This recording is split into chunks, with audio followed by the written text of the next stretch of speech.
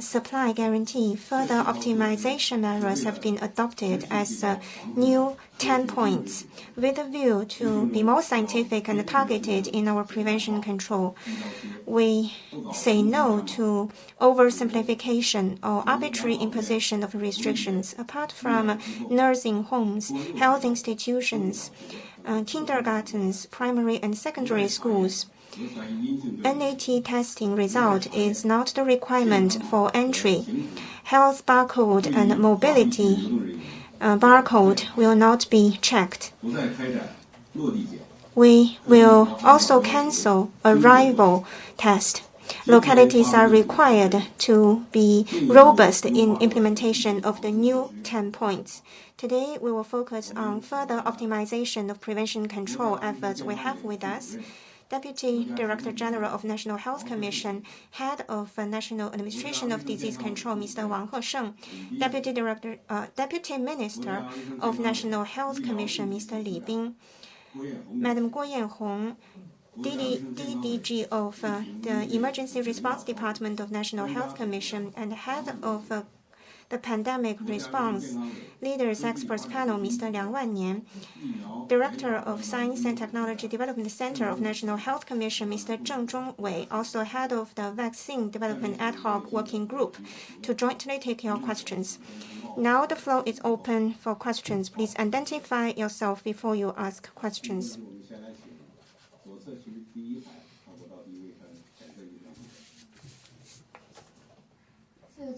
Thank you.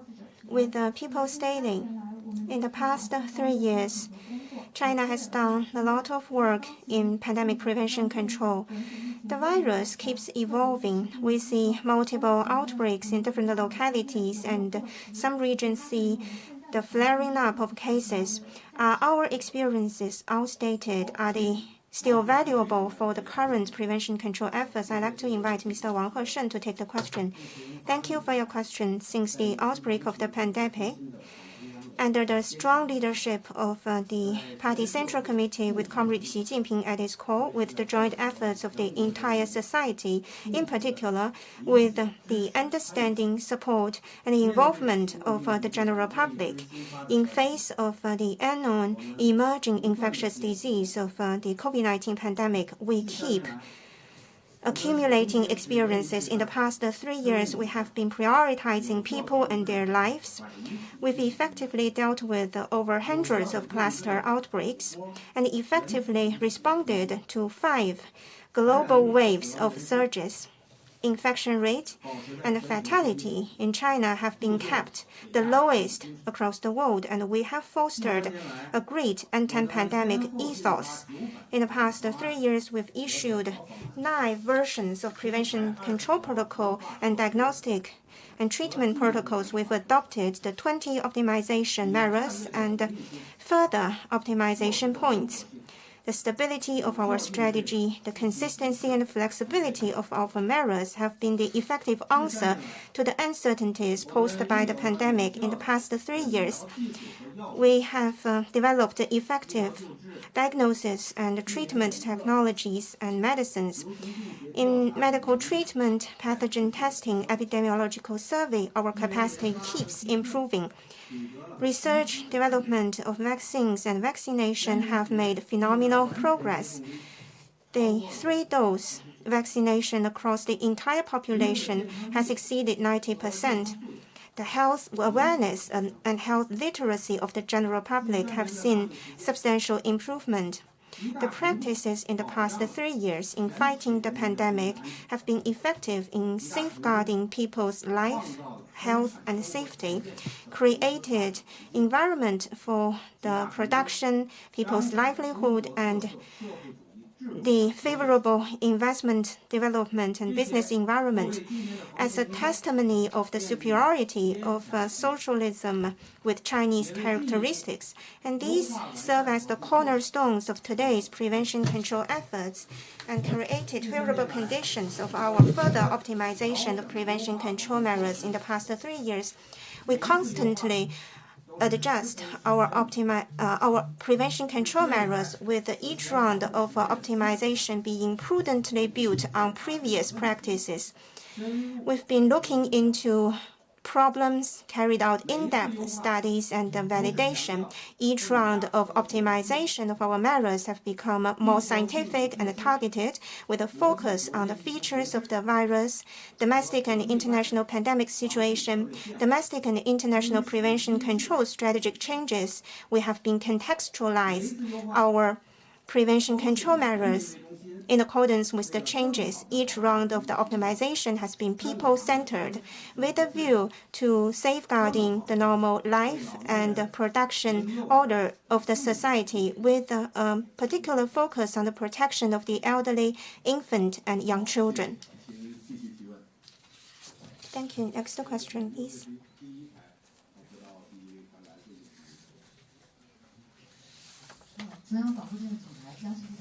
With CCTV, what is the context of adopting this further optimization measures? Since we adopted the 20 optimization measures shortly before, why are we having the new points? Compared with the 20 optimization measures, what are the major changes in the 10 new points? I'd like to invite Minister Li Bin to take the question. Thank you for your question. In the past 3 years of the pandemic prevention control, the Party Central Committee and the State Council have been prioritizing people's life, safety, and health. We've been contextualizing and optimizing prevention control measures in accordance with the changes. We've adopted 9 versions of prevention control protocols and diagnosis and treatment protocols. We've adopted the 20 optimization measures. The consistency of our strategy, the flexibility of our measures have been the effective answers to the uncertainties of the pandemic evolution. With large-scale vaccination, the mutation and evolution of the virus, we see stronger transmissibility but attenuated pathogenicity. The overall health risk for the entire generation is becoming mild. We are faced with new situation and new tasks in our prevention control efforts. Shortly before, we adopted 20 optimization measures, which are based on scientific evaluation of the 9th version of prevention control protocol and the National Vaccination Protocol. With the adoption of the 20 optimization measures, we've been following closely the implementation effects in different localities in light of the effective experiences, and most pronounced problems occurred. We further put forward new 10 points. For these new 10 points, on NAT testing, management of the infections, management of close contacts, the zoning of high-risk regions, vaccination of the senior, and medical needs and medicine needs of the general public, campus pandemic prevention control, pandemic-related guarantee, further optimization measures have been adopted. In general, the 10 points can fall into 2 major categories. The first category of the measures is for further optimization in light of the features of the virus, the evolution of the pandemic, and this has been based on the practices of local responses. We've adopted further optimization on the 9th version of prevention control measures and the 20 points. And the second category of the optimization has been emphasizing targeted approaches in light of addressing the most pronounced problems, in particular for the ineffective implementation and inaccurate implementation of the measures where we've received the most of the general public's complaints. We emphasize being more scientific and targeted in our response. Localities are required to have the package of coordinated implementation of these measures to ensure all these optimization measures can be implemented.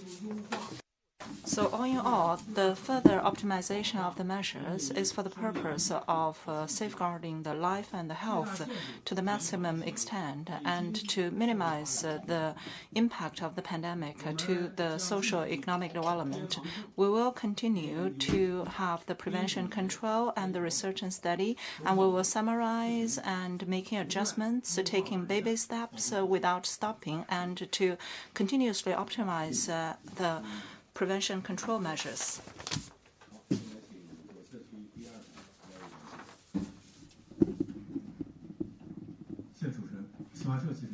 From Xinhua News Agency, we have noticed that compared with the 20 optimized measures, the new control and prevention measures have been making some further optimizations. I want to know whether this adjustment is an active choice or a passive relenting or loosening of the measures. I would like to give the floor to Mr. Liang Wannian. This type of optimization is not really a complete relenting or loosening up. It is an active choice instead of a passive loosening. Actually, based on the features of the current variant that has been prevalent in our country and also the trending of the pandemic, and based on the dynamic research of the pandemic and also based on the assessment of the prevention control measures, especially after the summarization of the implementation of the 20 measures, based on our accumulation of the lessons after the implementation of the new 20 measures, based on all the above factors, we have come out with the optimized measures. We believe that they would be able to better cope with the new features of the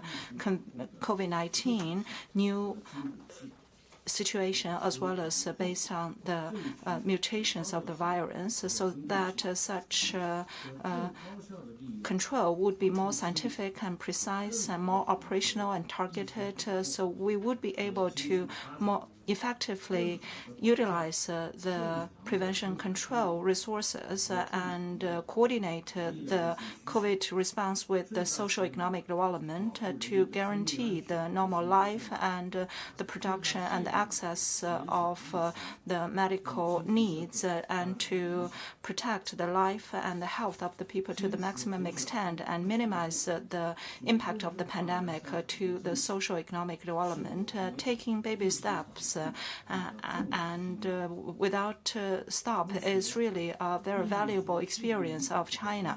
So currently the pathogenicity and virulence has been attenuated and the vaccination rates of 3 doses across all the population has exceeded 90%. The awareness and the literacy of the mass public in health has been greatly enhancing. We are facing new situation and new tasks. This times of optimization is really a materialization of the principle of putting people first and putting the life and the health of the people as a priority. We believe that it is a measure of continually optimizing the COVID-19 responses, especially by enhancing the vaccination ratio among the seniors and enhancing our preparedness of the drugs and other medical resources and strengthen our capabilities in the prevention control so that it has already provided a very favorable condition for the future optimization of the measures. Well, it has made us more prepared to finally tame the virus at the end of the day.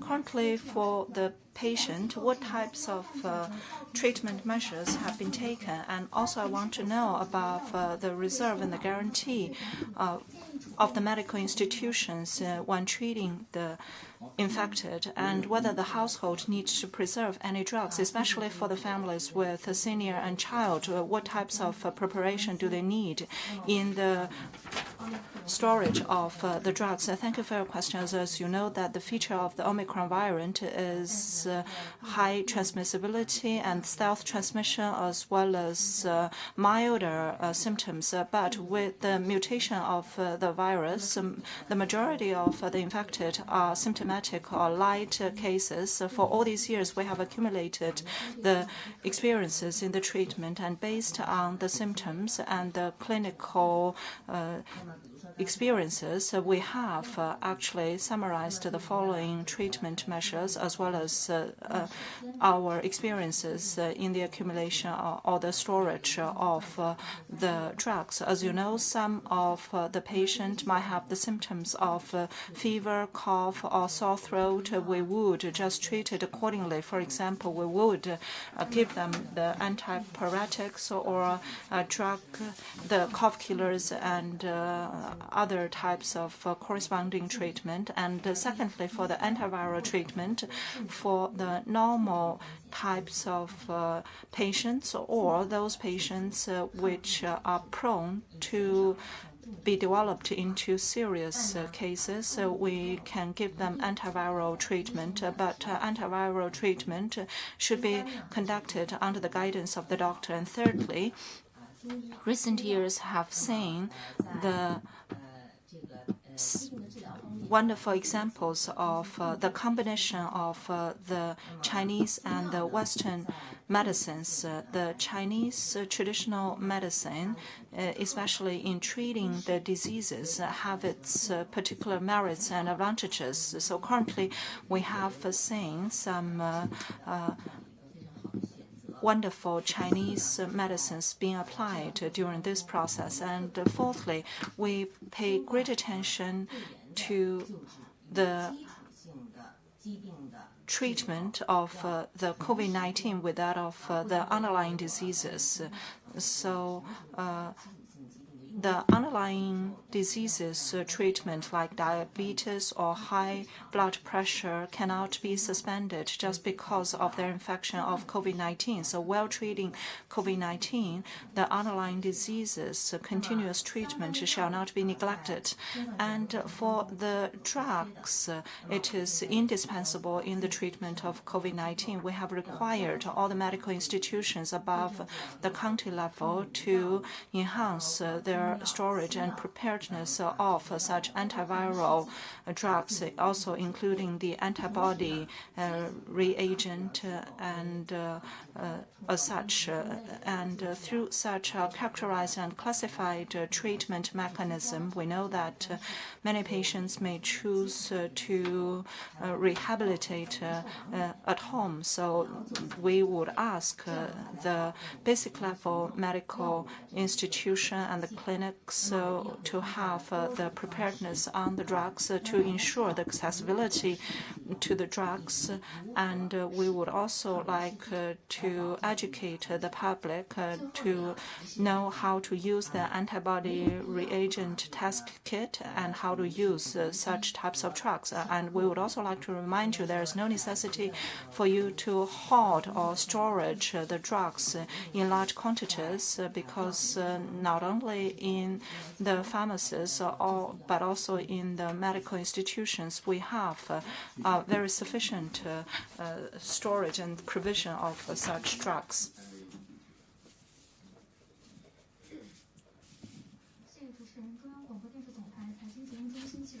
From CCTV economic channel, as you know that many patients, if they are having a fever, they can choose to be treated in the clinic, fever clinic. And what is the procedure of the treatment in the fever clinic, and can they have a closed loop management for such a patient, and how can we play a centenary role of the fever clinic? Actually, indeed, a fever clinic is some venues that all of us are quite familiarized with because of the last years of pandemic. Actually, when the patient go to the fever clinic, the doctors will ask about the historical record, including some symptoms and contact history, and some tests will be conducted, including the blood test as well as the pathogen test. If it is necessary, some imagery test would also conducted. So after such a preliminary assessment of the symptoms of the patient, then the treatment measures would be provided accordingly. The first physician taking care of the patient should be responsible throughout the treatment course. So they should set up the record of where the patient has been transferred. We also require the patients to wear their masks, and we require the health professionals to have the standard procedures of operation. When patients go to hospitals, they are advised to avoid going to some crowded places to prevent the possibility of cross-infection.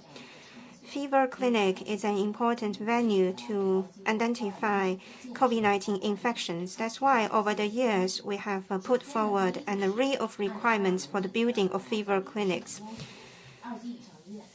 First, second level and above hospitals should open fever clinics whenever possible, and also they should run 24 hours a day and 7 days a week.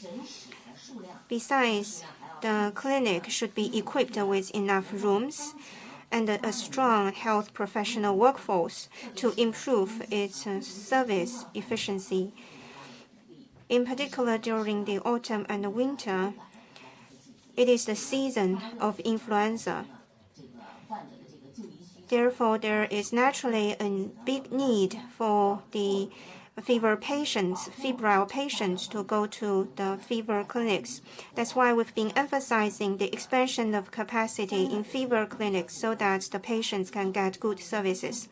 Third, health institutions, fever clinics, and the local administrative authorities should give the general public information as to where they should go when they have the fever symptom. There should be hotline and addresses of these fever clinics provided to the general public. And if there is a suspected case or infected cases, we will follow the triage for the later treatment.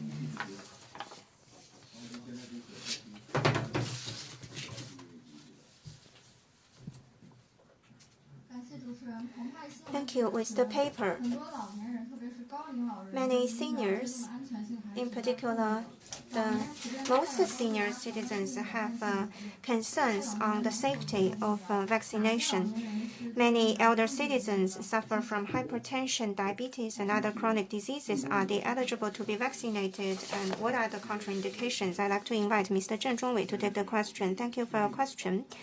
I can assure all of you that vaccines for COVID-19 in China are very safe. Or in other words, benefits far outweigh the adverse events or risks. CDC of China has conducted adverse event monitoring over the administration of 3.4 billion doses among 1.3 plus population. We found that the ADE report rate of COVID-19 vaccine is lower than that of other regular vaccine in 2020, and the ADE rate among 60 years and older is slightly lower than the younger population. We've also provided the world with over 2.2 billion dosages of our vaccines. Over 30 plus countries have their heads of states and governments receive the Chinese COVID-19 vaccine across the world, according to incomplete statistics.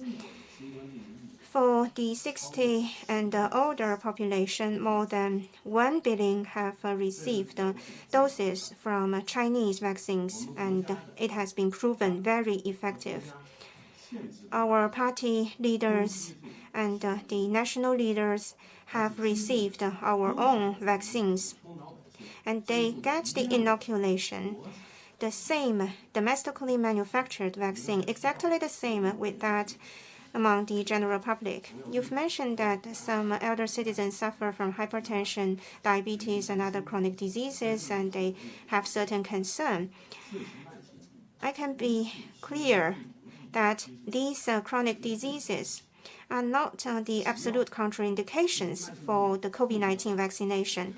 As long as these chronic diseases are well controlled and the patient is in a stable stage, they are eligible to get vaccinated. Of course, we have the plan for, we have the protocol of vaccination for the elderly, in which there are 4 contraindications. First contraindication is that the elderly had shown severe allergy in previous vaccination history, like the allergic shock or the edema. And second, if the elderly is in the acute onset of any chronic disease or in the acute febrile stage, and only when the acute symptom is gone is the elderly eligible to be vaccinated. And third, if it is an oncology patient who is going through chemotherapy or a hypertension patient who is taking the treatment for the hypertension, and the cardiovascular patient is having myocardial infarction, and some of the patients are in the acute onset stage of any of the severe chronic disease. After their acute onset symptom has been brought under control, they are still eligible to take the vaccine. And fourth, for some severe chronic disease patient who is at the end stage of life, we do not advocate the vaccination. Again, we'd like to emphasize that eligible elderly are advised to take vaccination whenever possible to protect their life and health. Thank you.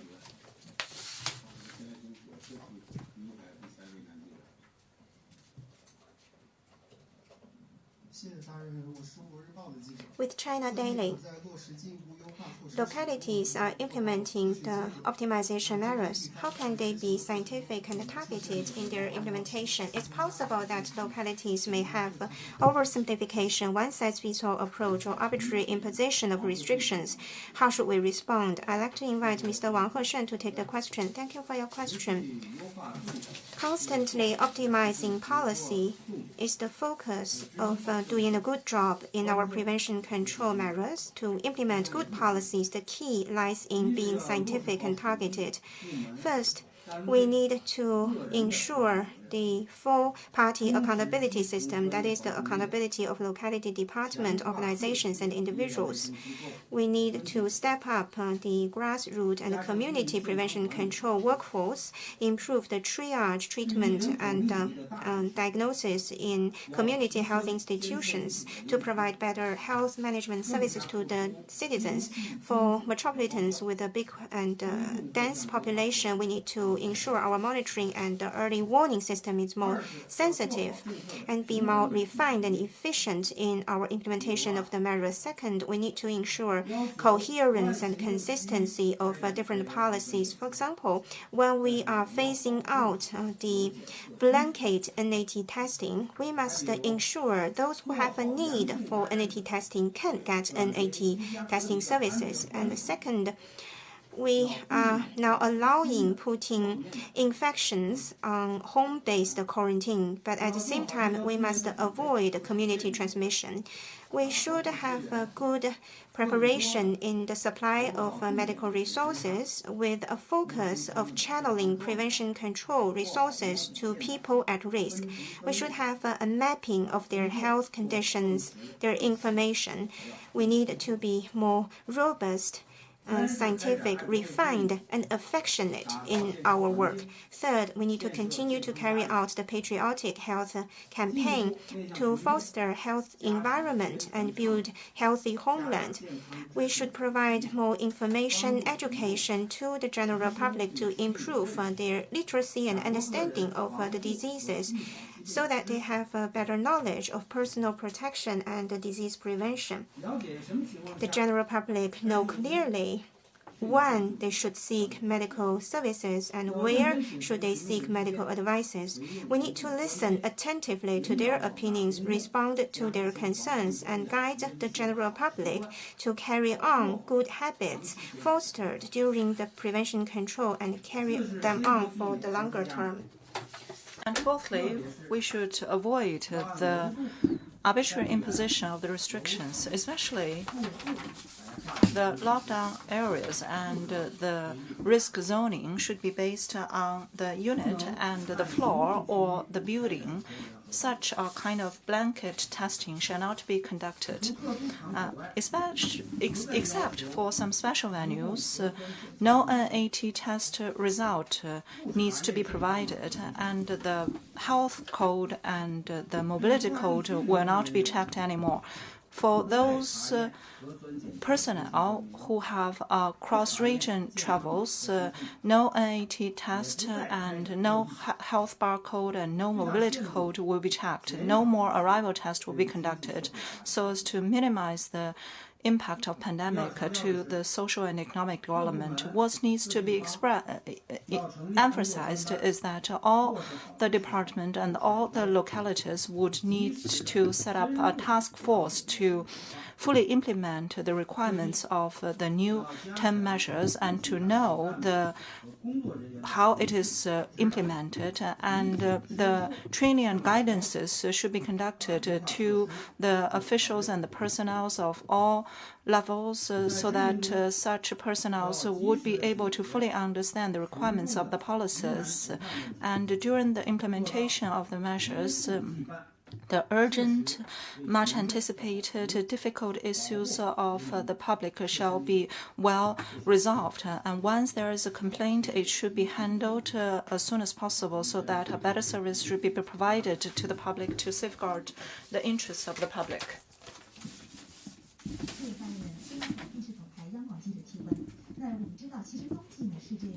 As we know that winter is a high occurrence season for the COVID, and added by the occurrence of flu, as you know, we are facing a high pressure of the prevention control, and facing what we are having right now in the COVID, the current optimization seems to be conducted in such a scenario. Are we going to face any risks? Are we fully prepared? And we would like to give the floor to Li Bin. Indeed, the overlapping of the flu as well as other respiratory diseases are overlapping with the COVID. Indeed, the COVID response pressure is on a rise. The purpose of the optimization of the measures, for one of the purpose is to reduce the impact of the pandemic to the normal life and production of the public, so as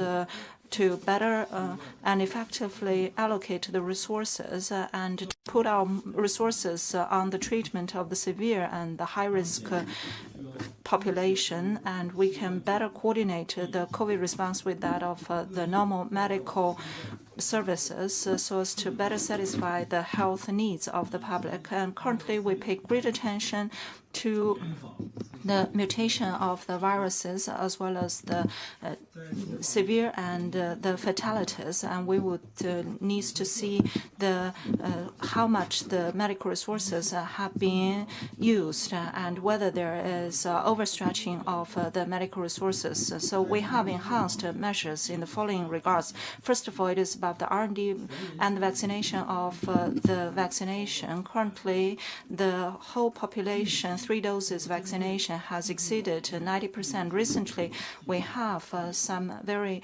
important deployment of the promotion of the vaccination among the seniors. We have also enhanced the R&D of the drugs and its production, the storage, especially of those drugs targeted on the seniors and the children, so that we can have a better preparedness in the COVID-19 drugs and the CTM. And secondly, we have enhanced our preparedness of the medical treatment resources. We have a better triage system, and some ICU bed and severe diseases bed in the designated hospitals have been added. And we have trying to coordinate the treatment of the COVID-19 infections with that of the normal operations, so as to satisfy the normal medical services.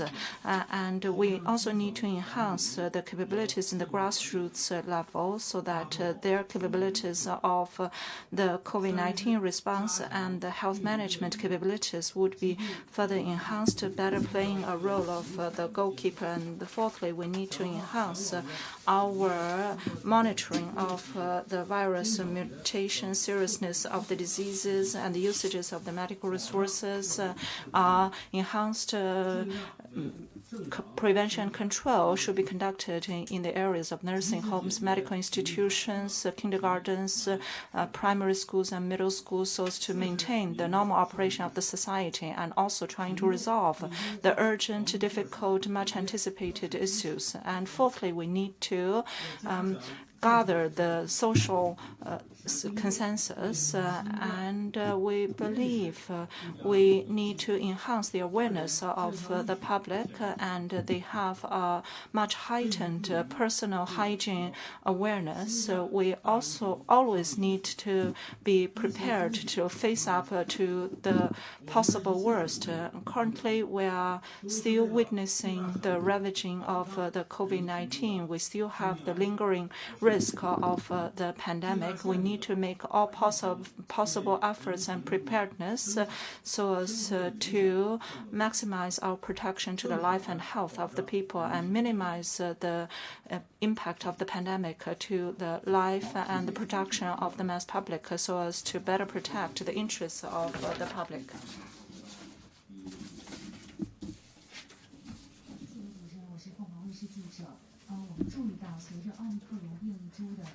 We have noticed, actually, with the decreasing of the severe and the fatality ratio of the Omicron variant, many countries have adjusted their COVID response measures, for example, the cancellation of international travel bans and on the congregation of the public. And there are some kind of arguments saying that our adjustments is slower than most of the other nations. Is that so? And what kind of consideration do we have to have such a pace of the adjustments of the COVID-19 response? Thank you for your question. The adjustments of the COVID-19 responses is the systematic work. It involves every aspect. Actually, one adjustment would have a radiating effect to all the COVID response that we have in general. So that is why we need to consider all kinds of measures. For example, the features of the virus, the epidemiological features of the diseases, as well as the trending of the pandemic and the immunity of the mass public, as well as the capabilities of treatment of the medical system, and also the pandemic situation domestically and internationally. The prevention and control measures would also be influenced by the doctrines of such prevention control and also its priority objectives. I believe internationally the reasons for some countries of letting off or relenting its measures is because that certain amount of the population in the first several waves of the infection have gained a natural induced immunity. As we know that some countries have paid a heavy price of the fatalities of its population. And secondly, the coverage of the vaccination ratios, especially among the senior, have reached a comparatively higher level. So based on such attenuated pathogenicity of the new variant and added by the enhanced capability of the medical treatment measures, it is really a comprehensive consideration. But the majority of the countries are not really having a complete loosening, but they have shifted their focus in the prevention and control. For example, their focus would be put on the prevention, on the overstretching and the overrun of the medical resources, and their adjustments of the strategy and the measures are prioritized. It is not really a one set approach. And our country has been keeping a close eye on the changes of the virus and the diseases. We have been trying to have the prevention control while making adjustments and enhancing our capabilities so that we would have study of the conditions and the protocols so that we can optimize our protocols based on the dynamics and trying to find the optimized COVID controls. With the continuous optimization of the treatment protocol and the control protocol, it has fully reflected such a logic and a concept. Be well prepared, and improvement of the response capacity needs time and cannot be achieved overnight.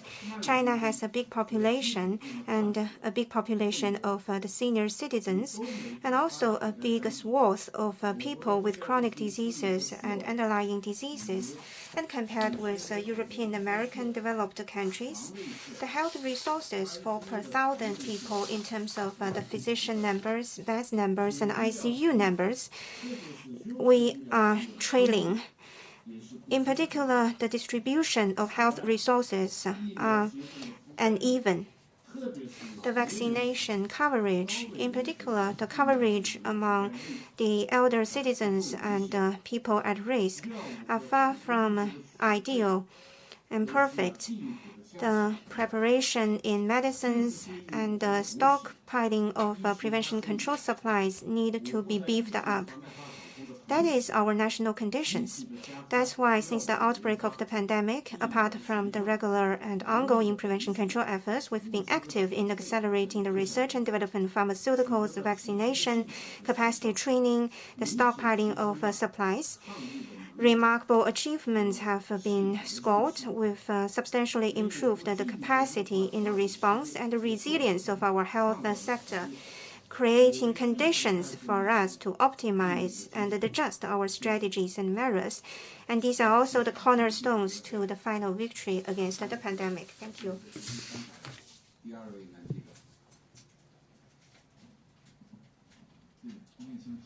With the cover, we've noticed that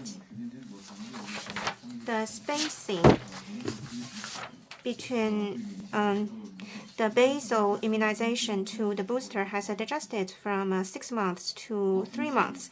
What are the considerations behind such an adjustment? Are there any influence on the immunization efficacy? Mr. Zheng Zhongwei is taking the question. You've noticed that in the current protocol, the spacing before the booster dose had adjusted from 6 months to 3 months. It is based on the sufficient evaluation of the data generated by the researching institute, and it has been thoroughly discussed by experts. Such adjustment is scientific and is in alignment with the specific needs of China's prevention control. I'd like to talk about 4 points. First, across the world, the spacing before the first booster dose has been adjusted from the original 6 months to fewer months. It is based on the pandemic evolution and also the vaccine supplies. Most of the countries and regions has adjusted the spacing from 6 months to 3 months. Data has shown that either 3 months or 6 months have been proven effective. Our Research and Development Institute have conducted clinical trials and real-world study data collection. We've noticed that if the spacing is 6 months, the neutralizing antibody is not as high as that has been generated for if the spacing is 3 months. 3 months as the spacing before the booster dose can see the same level of neutralizing antibody when it is compared with the 6 months as the spacing. That has shown that the 3-month spacing is scientific. And third, being it 6 months or 3 months, it is equally safe. Fourth, The spacing adjustment has also come as the need of our national realities. We are faced with grim challenges, and a very important task for us is to promote the vaccination of the elderly, especially the most senior citizens. The adjustment of the spacing before the first booster dose will help us to further meet the needs of the reality in our prevention control efforts. Thank you.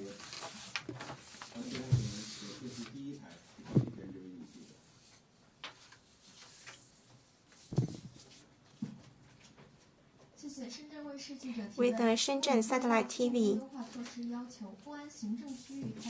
we've noticed that in the new points of prevention control measures, the blanket testing is removed, no longer following the administrative jurisdiction. However, NAT testing is still needed for nursing homes, health institutions, and the orphanage. So what about those patients who have emergent medical needs but without an NAT testing result?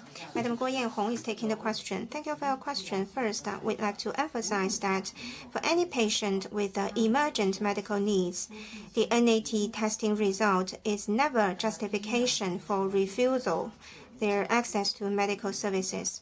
Saving the needed and helping the needed are the noble task of any health institution. No health institution should use NAT testing result as the excuse for refusing any patient. Many patients may be the critical case patients who emergently need medical services. It is imperative for any health institution or health professional to provide them with the services. We require all health institutions to implement the first physician taking care of the entire treatment process of any patient. The rescuing and treatment of a patient should never use NAT testing result as the prerequisite.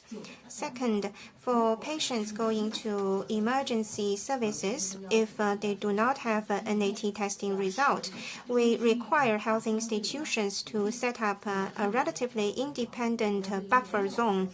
Health professionals can have better protection for patients in emergency need of health services, but without NAT testing results, they can be put in the buffer zone area for their NAT and antigen tests to be taken in this buffer zone while ensuring their emergency treatment. We also require all health institutions, being it in the rescue rooms, the theaters, the emergency rooms, the dialysis rooms, all the wards. Buffer zones should be set up in all these functional rooms to be separated from other diagnosis and treatment zones.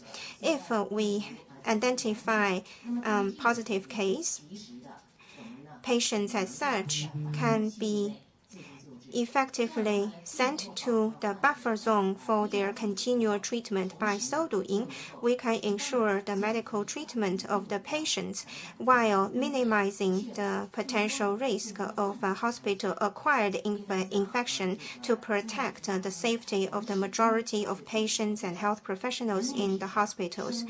Over the years, we've been prioritizing people's life and health. We have been people-oriented. We've adopted an array of measures to ensure the medical needs of the COVID-19 patients and the medical needs of all the general public can be met as equals. We've been efficiently coordinating the treatment of COVID-19 patients and the regular medical services.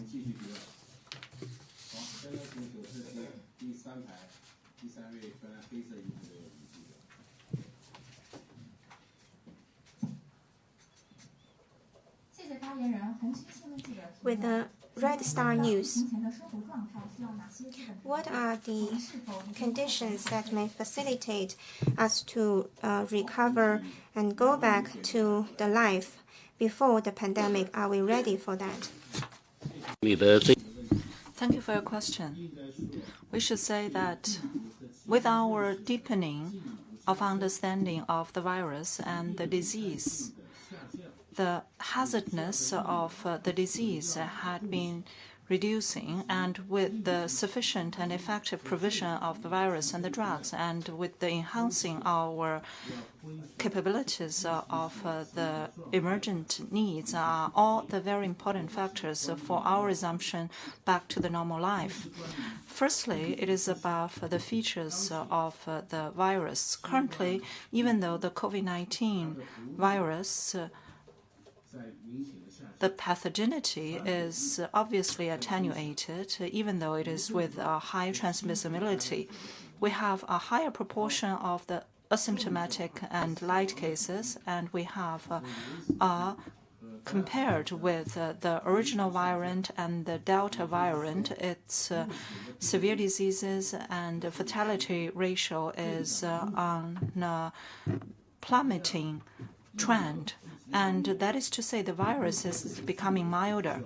Secondly, the popularity of the virus. Currently, our country has a comparatively higher vaccination coverage. However, the vaccination among the senior is not ideal. All kinds of research has shown that no matter what kind of vaccination, it can effectively reduce severe diseases and reduce fatality. So, to have vaccination, it is a much better protection, and especially the boosters would provide better protection in the prevention of the severe diseases and fatality.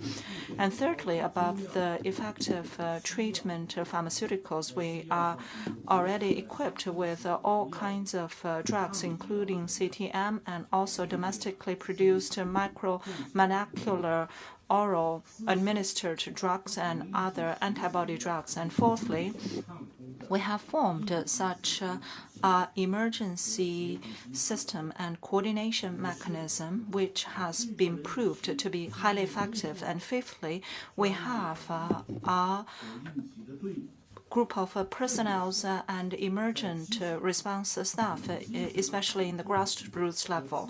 The grassroots level professional prevention, control, and management system, after more than 3 years of the test, have been optimized and their capabilities have been greatly enhanced. And fifthly, we have seen the enhancement of the prevention, control, and treatment capabilities in the medical systems. For example, we have constructed some designated hospitals and the cabin hospitals. We have also enhanced our preparedness in the training of the medical staff as well as the preparedness of the medical supplies. And seventhly, we have seen the heightened health literacy among the public. The figures has shown in 2021 that the health literacy level reaches 25.4%, which marks a 2.25% compared with 2020, and this trend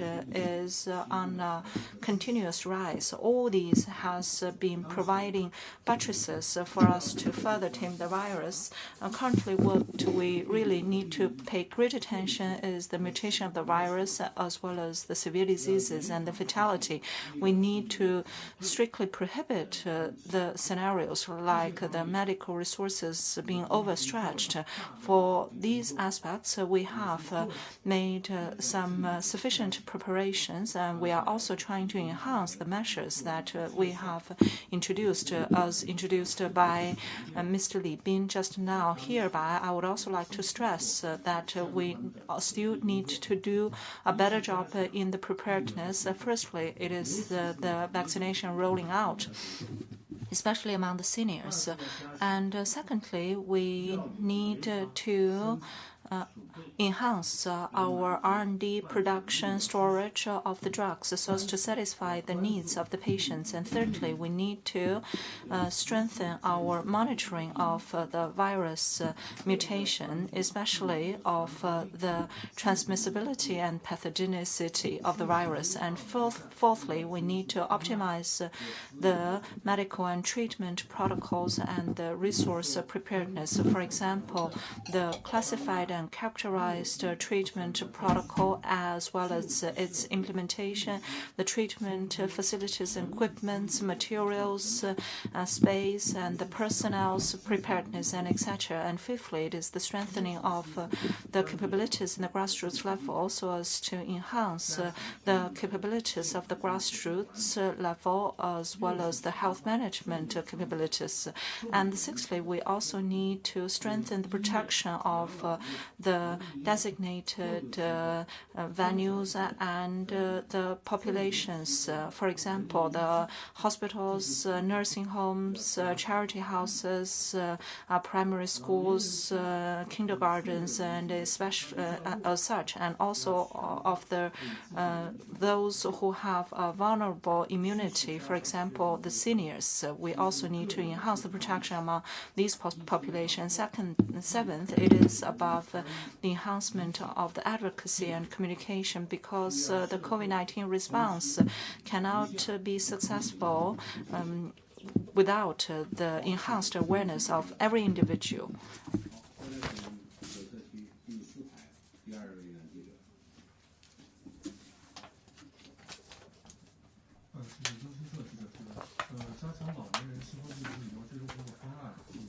The working plan of the enhancement of the seniors' COVID-19 vaccination has mentioned 6 different types of vaccination combinations.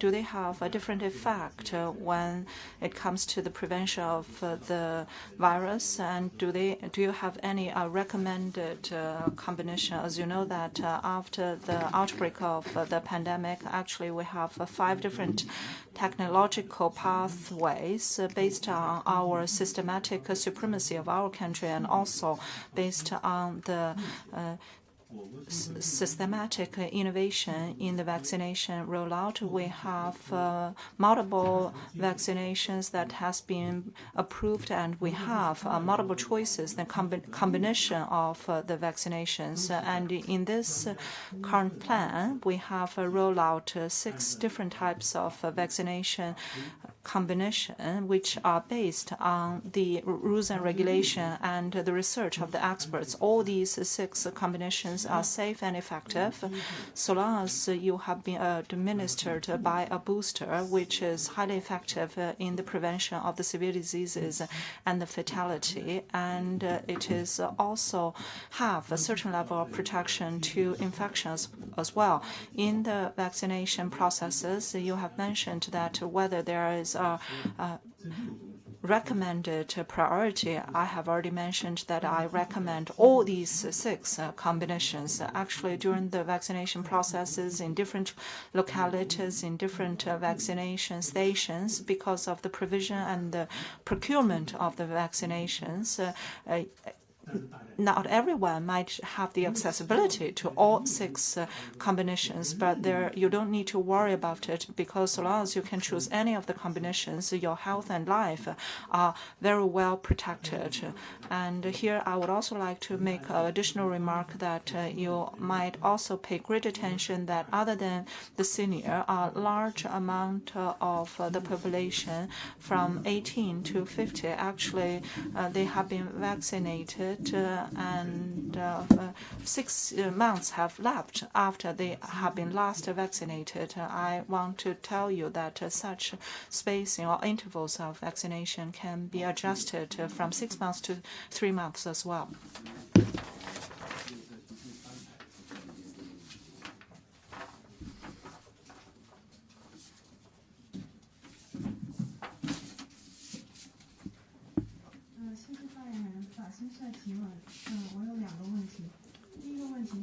I have 2 questions. I want to know when Chinese government will loosen its border controls and also trying to adjust the NAT and the quarantine requirements upon entry into China. And second question is whether NHA would also give a clear guidance on the vaccination and such a vaccination certificate, whether it would be provided. Why we haven't really rolled out such measures of providing the vaccination certifications when accessing to the public venues. Thank you for your question. These are questions of common concern. This round of optimization measures are targeted at domestic prevention control for inbound traveler management and preventing imported cases. We will have a law-based and scientific optimization of the measures and accelerate the study on the current measures. And I'd like to invite Mr. Zheng Zhongwei to take your question related to vaccines. We've noticed that some countries have put forward directives on vaccine certificate. Countries may see it effective in improving the vaccination rate. But as Minister Li Bin has mentioned, the entire population's vaccination coverage, even the 3-dose vaccination rate is pretty high. And for the age group between 18 and 59 years old, the coverage is already 95%. This is a pretty high coverage rate and on the entire international stage. Why are we adopting a particular protocol on the vaccination for the elderly? It is because the vaccination of the elderly is relatively lower compared with other age groups. But with the recent measures, we've seen there has been rapid improvement of the vaccination among the elderly. As you've mentioned, all these must be based on the law-based governance, and it is not a compulsory or mandatory directive. So we have our laws and regulations to follow. Thank you. In the interest of time, we'd like to take the last question.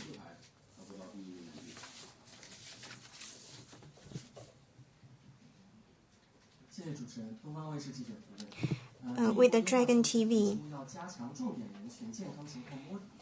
the optimization measures have emphasized that the mapping of the healthy population and the classified and categorized management. What are the specific content of this management? I'd like to invite Madam Guo Yanhong to take the question. Thank you for your question. It is very much a question under limelight of the management of the positive cases.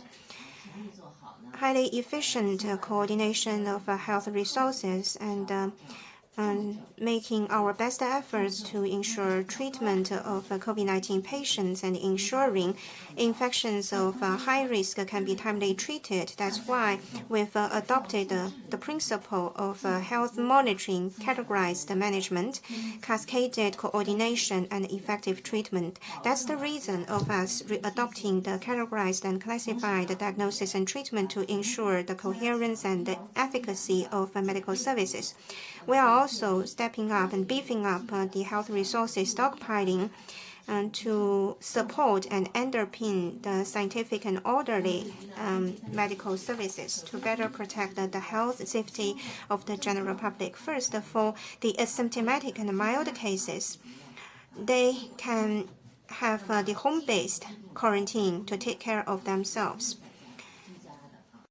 As long as their situation is relatively stable. For the senior citizens with mobility challenges, we also suggested them to have home-based treatment.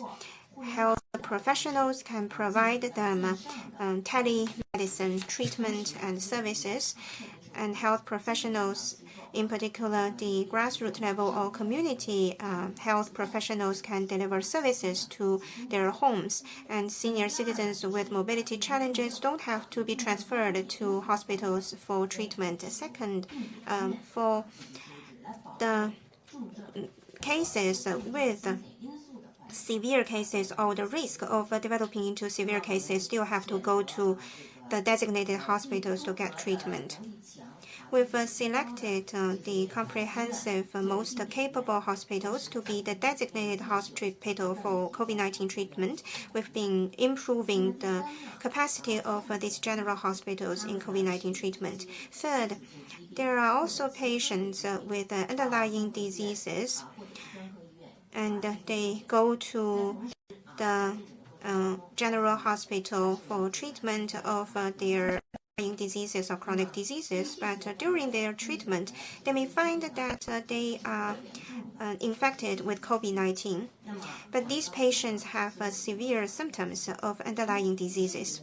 We ask all health institutions to be prepared for such situation, because for these patients, since their underlying diseases are the most challenging difficulty for them, therefore the general hospitals must optimize diagnosis and treatment protocol, set up buffer zones to ensure patients with underlying diseases but detected with COVID-19 can be receiving optimal treatment. To ensure the orderly development and provision of health services, we ask localities to focus on the provision of services by general practitioners, to have a mapping of people at high risk, improve the system of first physician taking care of a patient, responsible for the entire treatment of the patient, ensure the medical needs of the general public is met. We will further improve the building and preparation of health resources. In particular, we will further beef up the capacity of fever clinics and general hospitals by providing them with more beds, equip them with the medicines, equipment, and health professionals. We will gradually and constantly improve treatment capacity and efficacy. We will refine management procedures, service procedures, improve the healthcare quality, so that we will have the stable provision of health services to better safeguard the general public's health. Thank you. On today's press conference, our guest speakers have introduced measures for further optimize our prevention control. We've noticed that after adoption of the optimization measures, there has been wide public attention. Tomorrow we will hold another press conference, and please stay tuned. With that, we conclude today's press conference. Thank you.